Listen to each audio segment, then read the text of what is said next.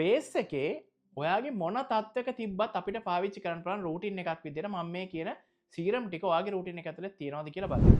හයිලුරොනික් acid ඔයාට තියෙනවා නම් ඔයාගේ ස්කින් එකේ උඩ ඉරිටේටඩ් හම අයින් කරලා මොයිස්චරයිස් එකක් එක්ක ස්කින් එක රිජුනේට් කරන්න ඉතා වැදගත් හයිලුරොනික් ඇසිඩ්. ඊළඟට විටමින් C සීරම් එක. මේකේ percentages කීපයක් ලෝකේ තියෙනවා. 10%, 20%, එහෙම නැත්නම් සමහරු 13% යූස් කරනවා. කොරියා වල 13 තමයි මේන්ම කොමන්. ලංකාවේ 10 and 20. දැන් මේක ටිකක් ලෝකෙ වෙනස් කරගෙන යනවා.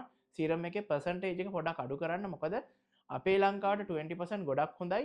ඉරේලිය නිසා UV damage එක ගොඩක් අඩු කරනවා. ඒ වගේම ඒකෙන් වෙන free oxidation ක්‍රියාවලිය නැති වෙන හින්දා. තුන්වෙනි කාරණේ අපිට මූණට ගන්න පුළුවන් හොඳ මොයිස්චරයිසර් එකක්. සෙරමයිඩ් බේස් මොයිස්චරයිසර් එකක් යූස් කරන්න පුළුවන් ඉතා වැදගත්.